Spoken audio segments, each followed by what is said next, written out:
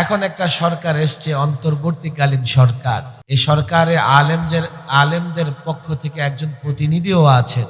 এই সরকার এমন একটা পদক্ষেপ নিতে পারে যাতে আমার 12, 13, 14, 15 বৎসরের বাচ্চা শিশু সন্তান এই অশ্লীলতা, এই বেহায়াপনার কবলে পড়ে চরিত্র ধ্বংস করতে না পারে।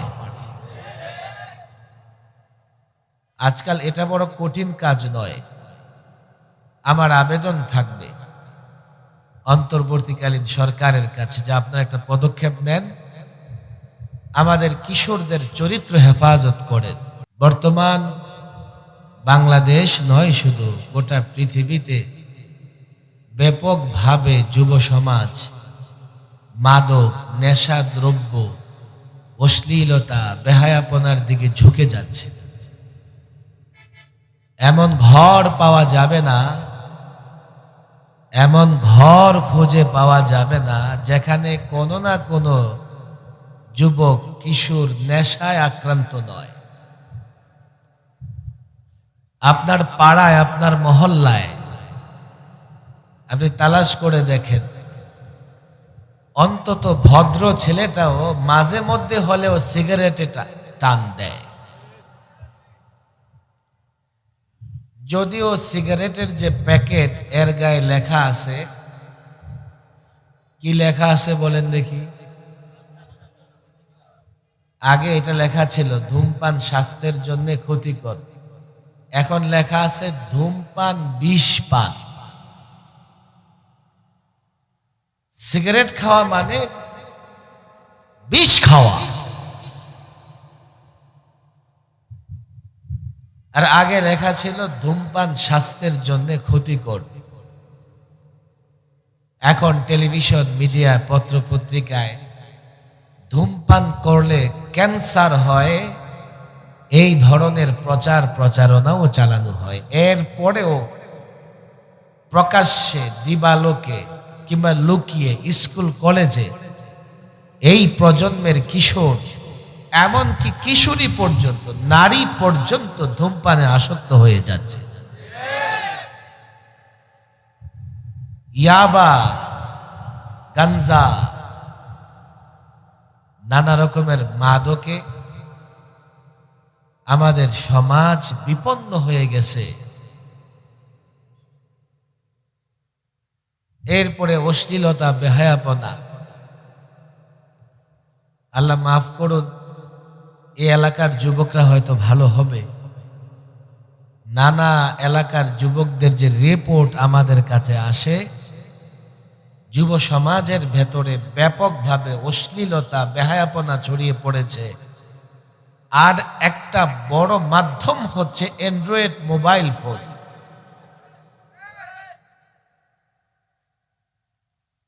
দুঃখ আমাদের কপালে, আমাদের কপাল পড়েছে। বাংলাদেশ এমন একটা দেশ, যেই দেশের মোবাইলে সব ধরনের অশ্লীলতা, বেহায়াপনা দেখা যায়। পৃথিবীর নানা দেশ আমি ভ্রমণ করেছি। দুবাই, সংযুক্ত আরব আমিরাতের একটা স্টেট, দুবাইয়ের নাম আপনারা শুনেছেন। দুবাই সম্পর্কে মানুষের একটা ধারণা, সেখানে সবকিছু ওপেন, ফ্রি। সেই দুবাইয়েও যদি আপনি আপনার মোবাইল ফোন থেকে কিংবা কম্পিউটার থেকে কোনো অশ্লীল, কোনো নগ্ন সিনেমা, নাটক দেখতে চান, আপনি সহজে দেখতে পারবেন না। আপনি ট্রাই করলে লেখা উঠবে হাযা মামনুউন ফিল ইমারাত। তুমি যেই অশ্লীল সাইটে, অশ্লীল ওয়েবসাইটে প্রবেশ করবার চেষ্টা করছো, এটা এদেশে নিষিদ্ধ।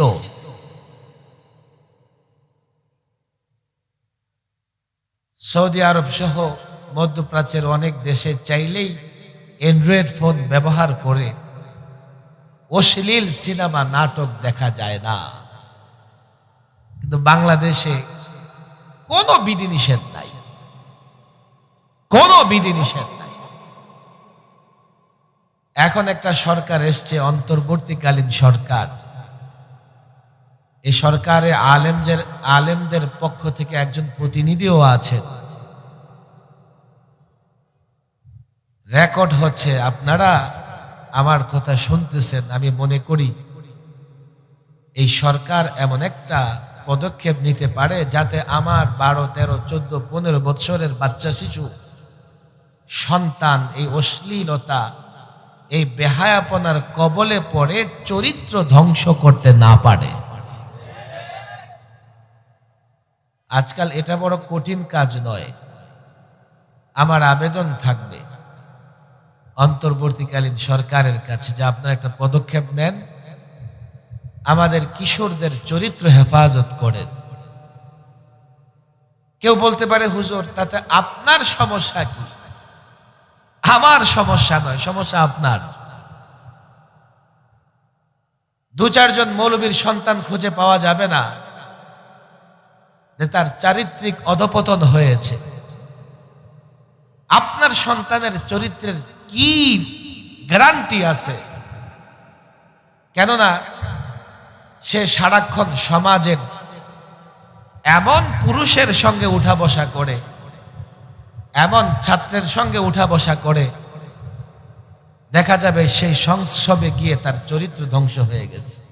এদেশের কোন মুসলমান এটা চায় না তার সন্তানের চরিত্র নষ্ট হোক। কিন্তু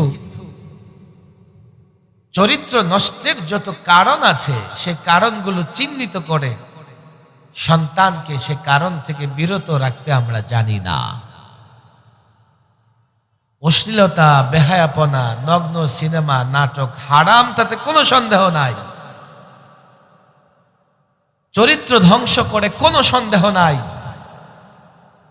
মা বাবার জন্যে, মা বাবার ইজ্জত সম্মান বিনষ্টের কারণ হয়, তাতেও কোনো সন্দেহ নাই।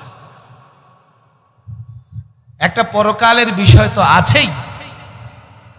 দুনিয়াতেও এই সন্তান যদি চরিত্রহীন হয়ে পড়ে তো মা বাবা, পরিবারের জন্য, ভাই বোনদের জন্য এটা বড়ই লজ্জাস্কর ব্যাপার হয়ে দাঁড়ায়। মাদকের সয়লাভ, অশ্লীলতা, বেহায়াপনার সয়লাভ, এর মধ্যে যে সমস্ত যুবকরা এ মাহফিলের আয়োজন করেছে তাতে আমরা খুশি না বেজার?